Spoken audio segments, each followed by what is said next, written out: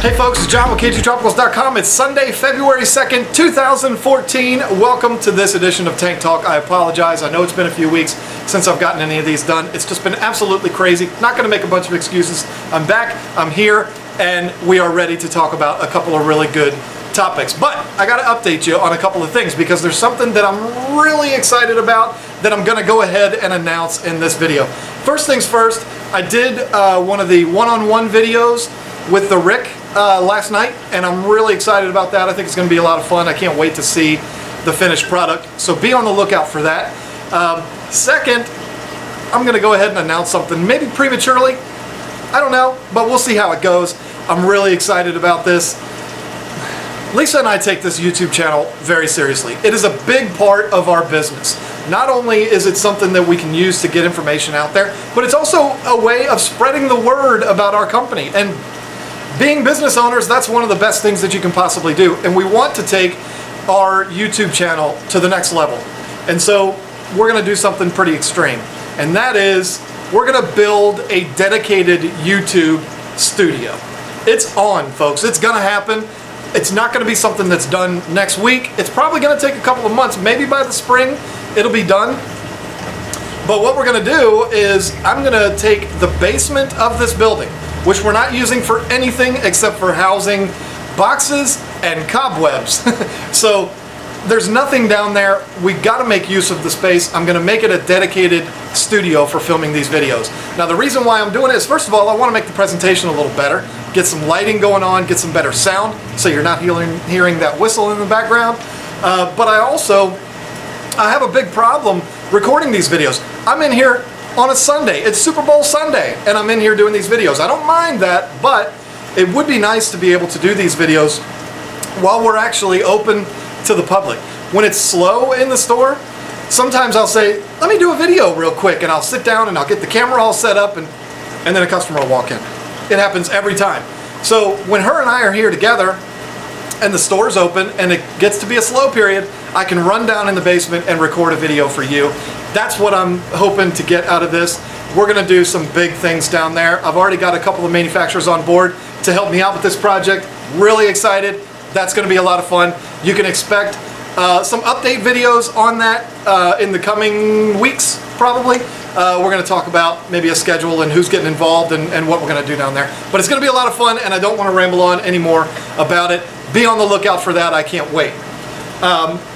So that's it. That's it for the updates. Things have been going really crazy here between snowstorms and flight delays and shipment delays and all of this. It's been crazy, but we've been super busy in here, and that's what we want. That's really exciting. We're getting to be the really busy season for the aquarium hobby, so that's really good. The videos might slow down, but you know, hey, I'm doing as best I can. So all right, I got a couple of really cool things to share with you. The first is a story about an African cichlid mob hit, and then we're going to talk about a really cool topic of the day, something that Lisa figured out, and I want to share it with you. So let's go. Okay, so you saw in the title I put African cichlid mob hit. It happened. I've never seen it before. It happened. So let me tell you the story.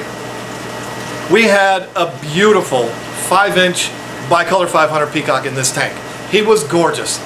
And I'm sure it's happened to you, it happens to us, it happens to everybody. The fish started acting a little off. When you have 76 fish in a tank and you see one that's kind of off to the side, you know something's wrong. I couldn't react to it right away just because we had so much going on, but I did notice that something was a little off. He was just kind of off to the side, hanging out by himself, not really doing much, not really eating. So I come in the next day, and my plan was I'm going to do a water change and I'm going to take care of that bicolor 500. If he's not acting right, I'm going to go ahead and take him out and try to figure out what kind of medications he might need. So I come in and I'm starting to do my water change and I'm looking for him and he's gone. The fish has disappeared. Think, oh great, you know, he's behind the background. We've had that happen a couple of times. It's usually smaller imbunas, or worst case scenario, maybe he jumped out. There's not really any open areas for them to jump out, but we've had it happen before. They find a small crack and they get right out of it. But I couldn't find him. He was gone. He's not in the sump. He wasn't on the floor. He wasn't stuck to the wall. He's gone. So I'm like, well, you know, I guess maybe he died and they ate him. I don't know. So I go along with my water change. And I'm doing my water change now. I haven't really done a water change video on this tank. But most of the time, I do not sift the sand. I just basically go around the top of the sand and suck up all of the poop and all the stuff on it. And that's usually fine. But this time, for whatever reason, I decided I was going to go ahead and sift through the sand. And guess what I found? There was a mound of sand over in this area, kind of like it is right now. I'm a little scared. A huge mound of sand, big pile. And in that mound of sand, I found buried about 2 inches deep in the sand, that bicolor 500. I've never seen anything like that in my life, folks. These fish hit that fish, they whacked him, and then they buried the evidence. We had a mob hit in this tank. I don't know why they decided that they were going to take him out, but they did. Realistically, he probably just died, and then the fish were moving the sand around and covered him up. But it's funnier to say it was a mob hit. They took him out and buried the evidence. So I've never seen anything like that. And what makes the story even funnier is I said, you know, let me go ahead and dig through this a little bit more. And sure enough, about 3 inches away, I found another one. So this has become the killing fields over here.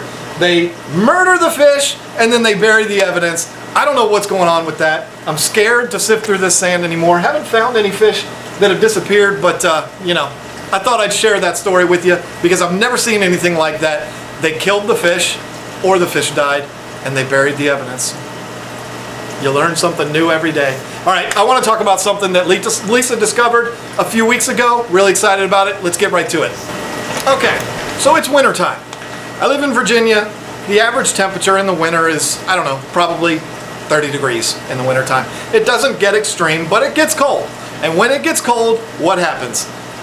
The temperature in our homes goes down, everything goes down, and of course, the temperature in our aquariums goes down. It happens in yours too. We all know it.